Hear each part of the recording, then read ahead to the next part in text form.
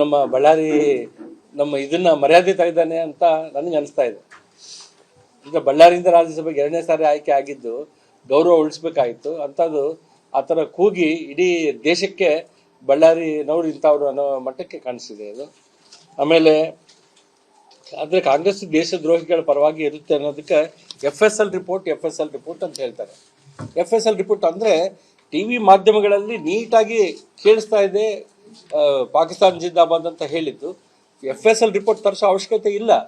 ಡೈರೆಕ್ಟಾಗಿ ಅವ್ರು ಯಾರು ಕೂಗಿದ್ದಾರೋ ಅವ್ರನ್ನ ಅರೆಸ್ಟ್ ಮಾಡಿ ದೇಶದ್ರೋಹದ ಕೇಸ್ ಹಾಕಿ ಅವ್ರ ಮೇಲೆ ಇದು ಮಾಡಬೇಕಾಯಿತು. ಅಂಥದ್ದನ್ನ FSL ರಿಪೋರ್ಟ್ ಅಂತೇಳಿ ಅಂದರೆ ಮರಿಮುಚ್ಚಲಿಕ್ಕೆ ಏನೋ ಪ್ಲ್ಯಾನ್ ಆಗ್ತಾ ಇದೆ ಅಂತ ಹೇಳಿ ನನಗೆ ಅನಿಸ್ತಾ ಇದೆ.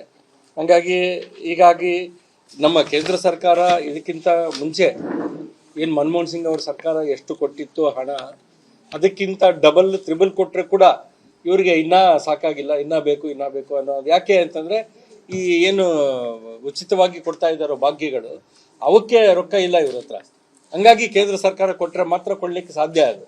ಹಂಗಾಗಿ ಇವರೆಲ್ಲ ಈ ಥರ ಬೊಟ್ಟು ತೋರಿಸಿ ನಮ್ಮ ಕೇಂದ್ರ ಸರ್ಕಾರದ ಮೇಲೆ ತಪ್ಪು ಮಾಹಿತಿನ ಜನರಿಗೆ ಕೊಡ್ತಾ ಇದ್ದಾರೆ.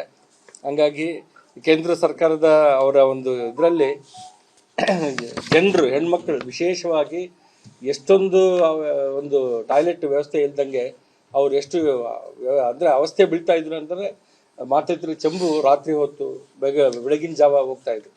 ಅಂಥದ್ದು ಇವತ್ತು 10 ಕೋಟಿ 11 ಕೋಟಿ ಟಾಯ್ಲೆಟ್ಸ್ನ ಕಟ್ಟಿಸಿ ಅವರ ಆತ್ಮಗೌರವನ, ಅವರ ಗೌರವವನ್ನು ಉಳಿಸಿದ್ದಾರೆ ಅಂತಂದರೆ ಅದು ನರೇಂದ್ರ ಮೋದಿ ಸರ್ ಅವರೇ ಉಳಿಸಿತ್ತು.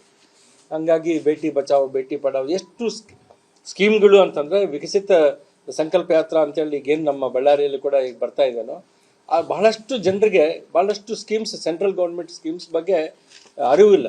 ಹಂಗಾಗಿ ನಾವು ಅರಿವು ಮೂಡಿಸ್ತಾ ಇದ್ವಿ ಪ್ರತಿಯೊಬ್ಬರಿಗೆ ಕೂಡ. ಗ್ಯಾಸ್ ಸಿಲಿಂಡರ್ಗಳಾಗಿರ್ಬೋದು, ಅಟಲ್ ಪೆನ್ಷನ್ ಯೋಜನಾ ಅಂತೇಳಿದೆ. ಅದು ಮೊನ್ನೆ ಒಬ್ಬರು ಗುಗ್ರೆಟ್ಟಿಯಲ್ಲಿ ಒಬ್ಬ ಹುಡುಗ ಬಂದು ಹೇಳ್ತಾ ಇದ್ದ, 229 ರೂಪಾಯಿ ಕಟ್ತಾ ಇದ್ದೀನಿ ಸರ್, ನಾನು 60 ವರ್ಷದಲ್ಲಿ ಕಟ್ಟಿದರೆ ನನಗೆ 5,000 ಪೆನ್ಷನ್ ಲೈಫ್ ಲಾಂಗ್ ಬರುತ್ತೆ. ನನಗೇನಾದರೂ ಕೂಡ ನನ್ನ ಮಿಸ್ಸಸ್ ಕೂಡ ಶ್ರೀಮತಿ ಕೂಡ ಕಂಟಿನ್ಯೂಸ್ 5,000 ಕಂಟಿನ್ಯೂ ಬರೋ ಥರ ಸೆಂಟ್ರಲ್ ಸ್ಕೀಮ್ ಇದೆ. ಅದು ಭಾಳ ಒಳ್ಳೆಯ ಸ್ಕೀಮ್ ಅಂತ ಹೇಳಿದ್ದಾರೆ.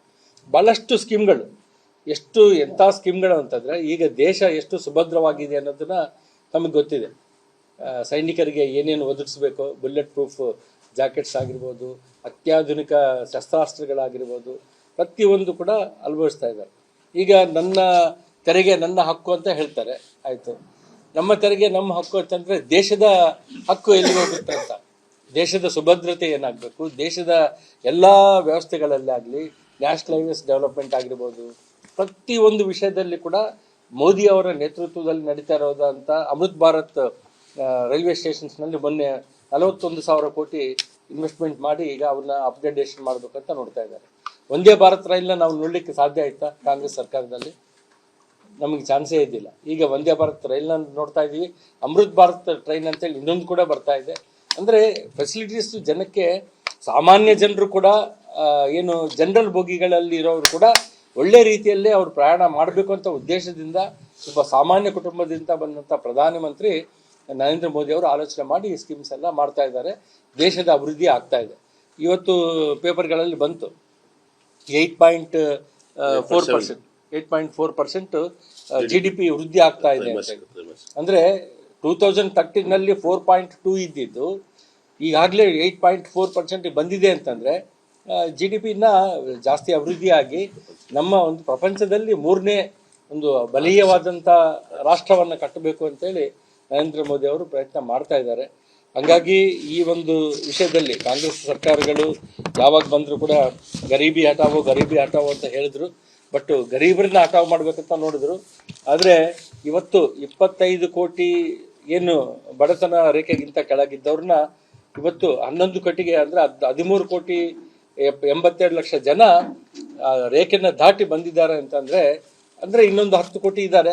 ಅದನ್ನು ಕೂಡ ಇನ್ನೊಂದು 5 ವರ್ಷ ಟರ್ಮ್ನಲ್ಲಿ ಕಂಪ್ಲೀಟ್ ಬಡತನ ನಿರ್ಮೂಲನೆ ಮಾಡಿ ಇಡೀ ಭಾರತ ದೇಶ ಬಡತನ ಇಲ್ಲ, ಬಡ ಜನರು ಅನ್ನೋದು ಮಟ್ಟಕ್ಕೆ ಮಾಡ್ತಾರಂತ ನಮಗೆ ಗ್ಯಾರಂಟಿ ಇದೆ.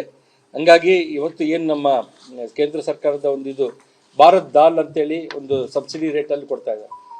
ಭಾರತ್ ರಕ್ಕಿ ಅದನ್ನು 29 ರೂಪಾಯಿ ಕೊಡ್ತಾ ಇದ್ದಾರೆ.